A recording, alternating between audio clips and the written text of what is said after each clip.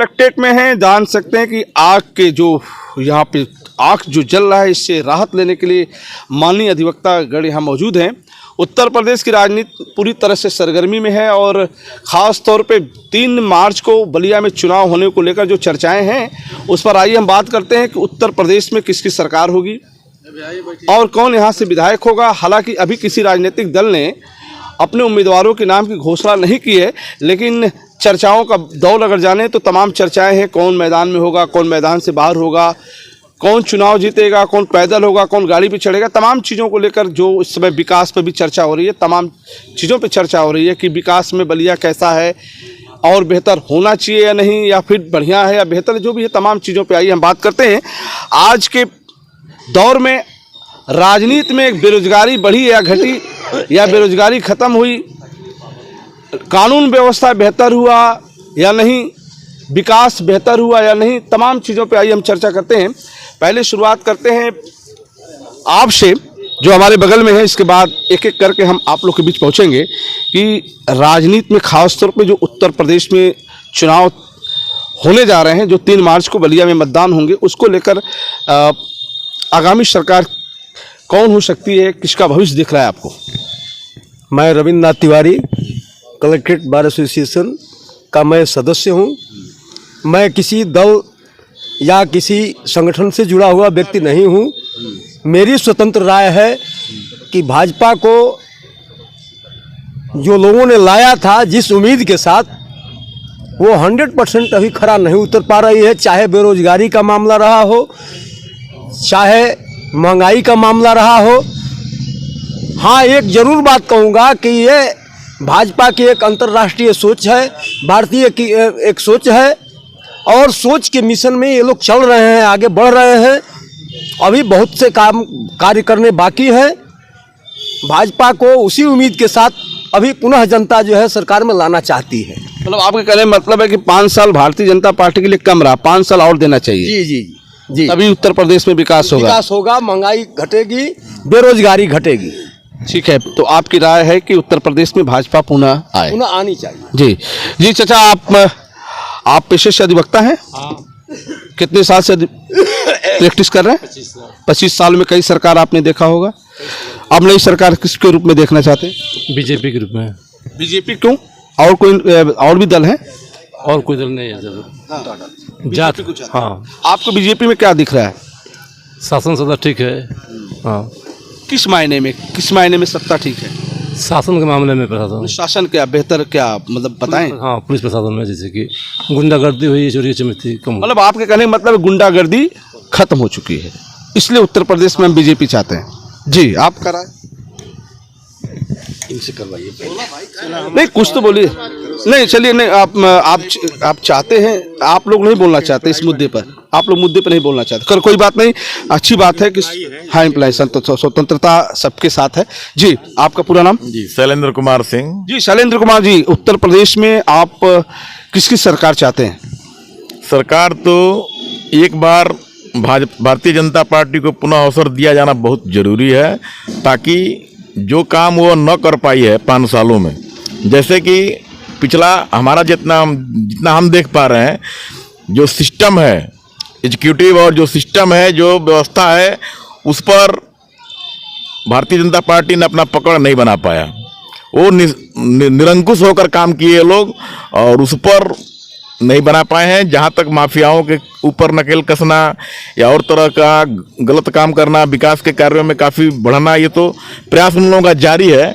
लेकिन सिस्टम को छोड़ देने से और भाजपा के कार्यकर्ताओं को रोक लगा देने के कारण ये लोग मनचाहा किए हैं। अगले सरकार में इन लोगों के खिलाफ नकेल कस करके और सुधार करके बढ़िया से बढ़िया काम करें, ताकि इन लोगों को अब ये कहने का समय न रह जाए कि हमको मौका नहीं मिला। 5 साल और देना चाहते हैं।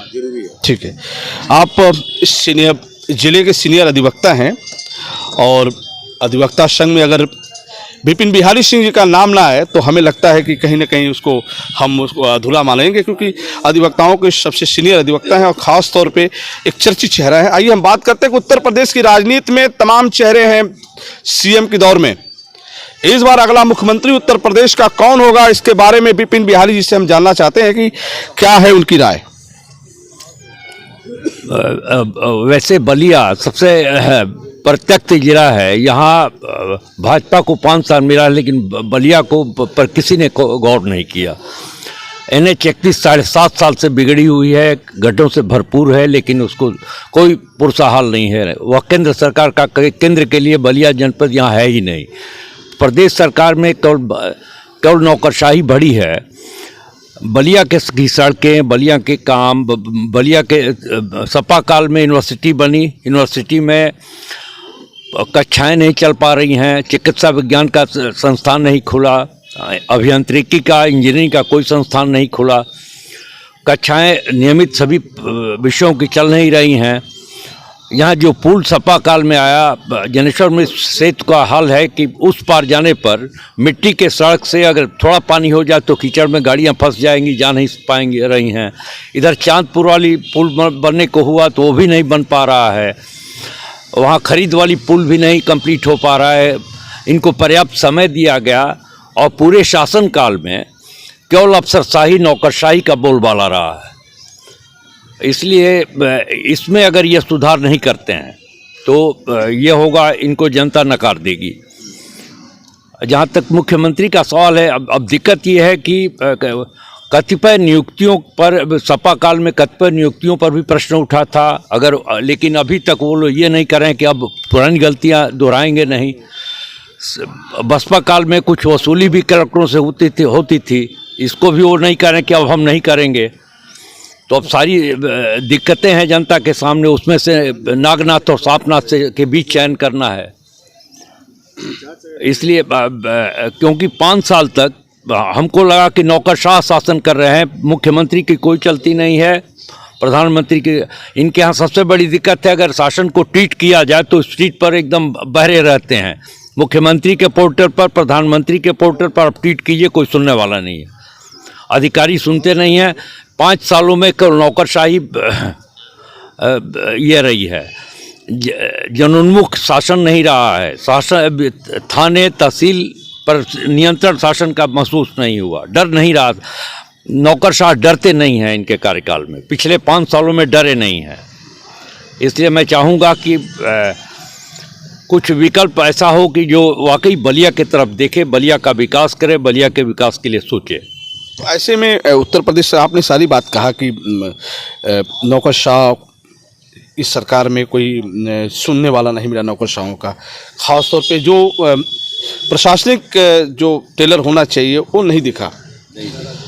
तो अब ऐसी स्थिति में सरकार के बारे में जिसके आपके हिसाब से तो आप सत्ता परिवर्तन चाहते हैं? फिर ऐसा होना चाहिए, जो वाकई अच्छा प्रशासक हो, प्रशासनिक पकड़ हो उसका हनक हो, उसका शासन का भय हो, शासन परिवर्तन होना चाहिए। इसके पहले जो सरकार थी, जैसे इसके पहले वाली सरकार से मैं संतुष्ट नहीं हूँ। इनके क्रियाकलापों से, इनके विकास से, इनके नियंत्रण से मैं प्रसन्न नहीं हूँ। मैं खुश नहीं हूँ कि ये लोग। तो फिर विकल्प क्या है? फिर कोई विकल्प अब जनता चयन करेगी। विकल्प तो कई विकल्प हैं। आप भी खड़ा हुआ है, आप भी प्रत्याशी दे रहा है, सपा भी है, बसपा भी है, कांग्रेस भी है, लेकिन कांग्रेस का यहाँ बेस नहीं है। कांग्रेस के ही बेस सपा ले लिया, कांग्रेस का ही बेस सपा ने ले लिया है, कांग्रेस का ही बेस बसपा ने ले लिया है, कांग्रेस का ही बेस। सवाल ये कि यहाँ पे केजरीवाल के भी उम्मीदवार उत्तर प्रदेश में दिख रहे हैं, तो क्या केजरीवाल? भाई बलिया है, बलिया में तो लोगों ने अजय समाज सेवी को दे दिया था, राजनीतिक पार्टी के नेताओं को सबों ने इनकार कर दिया था। हो सकता है कि उनको लोग चॉइस करें। ये तो वक्त विकल्प चाहिए, यहाँ विकल्प चाहिए। बलिया को कोई देखने वाला नहीं। तो उत्तर प्रदेश में सरकार बनाने के लिए सीट भी तो चाहिए, एक सीट से तो कुछ। कौन जानता है, यहीं का चेयरमैन चुन के आया था, एकदम निर्दलीय, और वो 5 साल तो कब पूरा कर रहा है। उसी तरह आप है और पार्टियां हैं, जनता मिलना चाहिए। विकल्प के लिए ये है, सोच रही है कि विकल्प दिया। चलिए, आपने बिपिन बिहारी जी का सुना, और भी चेहरे हैं मैदान में। आप लोग भी कुछ कहना चाहते हैं इस विषय पर? रोशन जी बहुत क्लियर है, बलिया के आप भी हैं, बलिया में हम लोग भी हैं। बलिया की सड़कों से आप वाकिफ़ हैं, देख रहे हैं कि किसी सड़क पे अगर आप चले जाइए, हम लोग तो बाइक वाले हैं, कि पीठ में दर्द, गर्दन में दर्द, सबको स्पेंडाइटिस और रीढ़ की समस्या हो जा रही है। और विगत 5 साल तो लगभग बीत गया, अब शहर का हाल देख रहे हैं, अब जाके थोड़ी बहुत अभी सड़क बनी है। एनसीसी तिराहा से लेके पांडी रोड का हाल देख लीजिए, और शहर से बाहर जहाँ निकलेंगे देहात की जो भी सड़क जा रही है सबका वही हाल है। बैरिया रोड पे जाएंगे वही हाल है, फेफना रोड पे जाएंगे तो वही हाल है, मतलब सड़कों की हालत खराब है। और जहाँ तक कानून व्यवस्था की बात है तो वही है, सब अपनी अपनी मर्जी के मालिक। किसी नेता से भी कहिए। क्या नाम ले रहे हैं आप पूरा? संजय कुमार सिंह। जी संजय जी, आपने कहा कि सड़क की हालत खराब है और बाकी सब की भी वही स्थिति है, तो क्या ऐसे में सत्ता परिवर्तन चाहते हैं फिर पुनः मौका देना चाहते हैं? दिक्कत ये है कि इनको छोड़ के किसको दिया जाए। अभी स्थिति बनी है, मुलायम से भी देखा गया है, बसपा को भी देखा गया है, तो कुल मिला के एक स्थिति बनती है तो बसपा को दिया जाए। उसको अगर लॉ एंड ऑर्डर में देखा जाए तो खैर मायावती के शासनकाल का जवाब नहीं है, जो भी कुछ लोग हैं। जी जी, चलिए बहुत बहुत धन्यवाद। सरकार उत्तर प्रदेश में किसकी होगी इसका फैसला तो 10 मार्च के बाद ही पता चल पाएगा। फिलहाल आइए हम बात करते हैं आपसे। हाँ, हम तो यही कहना चाहते हैं कि पूरा नाम क्या लेते हैं? नाम है जटिल दुर्गा प्रताप सिंह। हमारी इच्छा यही है और मैं भी चाहते भी हैं कि पुनः बीजेपी सरकार बने, क्योंकि यहाँ गुंडागर्दी की जो माहौल था बना था 5 साल चला था वो इस लमसम समाप्त हो गया है। किसी पर कहीं दंगा नहीं हुए इस सरकार में, और बलिया के नाम पर तो कुछ नहीं हुआ, इस पर तो हम लोग खिलाफ हैं, लेकिन इससे पुनः चाहते हैं कि 5 साल सरकार इनको पुनः आए। बलिया में विकास न हुआ उससे कोई मतलब ही नहीं कि उत्तर प्रदेश में योगी सरकार चाहते हैं। कोई बात नहीं, चलिए अपनी अपनी राय है, आपकी कुछ राय है उत्तर प्रदेश में क्या होगा? उत्तर प्रदेश में दोबारा एक बार बीजेपी सरकार को समय देना चाहिए, मौका देना चाहिए। किसी भी सरकार में बलिया का विकास नहीं हुआ है। किसी भी सरकार में बलिया का विकास नहीं हुआ, फिर भी हम भाजपा सरकार चाहते हैं। हाँ, व्यापारियों के लिए ठीक है, चलिए कोई बात नहीं। उत्तर प्रदेश में किसने क्या किया, किसकी सरकार ने कितना विकास किया, उसकी चर्चा आपने अधिवक्ताओं के मुंह से सुना। आइए हम बात करते हैं और विशेष अधिवक्ता जो हमारे बीच में है कि आगामी उत्तर प्रदेश का जो चुनाव होने जा रहा है उसको लेकर क्या चर्चा है, खासतौर पे बागियों की धरती बलिया पर। आप सर आप भी तो जी, राजेश श्रीवास्तव जी आपका बड़ा नाम है राजनीति में, कभी कभी नाम कहीं ना कहीं से आ जाता है, खास पेशे से आप अधिवक्ता हैं। उत्तर प्रदेश की राजनीति पे क्या चर्चा चल रही है, खास तौर पे बलिया का जो चुनाव 3 मार्च को होने जा रहा है उसमें आप क्या किस तरह का मन बनाया है? बलिया के चुनाव के संबंध में अगर व्यक्तिगत क्षेत्रीय बात की जाए तो क्षेत्रीय बात से हम मौजूदा सरकार से बहुत ज़्यादा संतुष्ट हैं। हमने जो भाजपा को वोट दिया था एक परिवर्तन की दिशा में दिया था। आप भी इस जनपद से हैं, आप पत्रकारिता के जगत में अपना काफ़ी शोहरत और नाम रखते हैं, लेकिन आप ये बताएं, आपको भी सर्वे देना चाहिए कि बलिया में विकास की गति बहुत ही धीमी रही। न परिवहन के क्षेत्र में रहा, न रेल के क्षेत्र में रहा, न सड़क के क्षेत्र में रहा, न चिकित्सा के क्षेत्र में रहा, न रोजगार के क्षेत्र में रहा। आखिर वह कौन सी सरकार आवेगी इस लोकतंत्र में जो कि इस पर बलिया के निगाह में देखेगी, बलिया पर अपनी निगाह डालेगी और बलिया को प्रगति का एक रास्ता दिखाएगी। बलिया वह बलिया है कि बलिया ने ही 1857 की क्रांति का आगाज़ दिया था।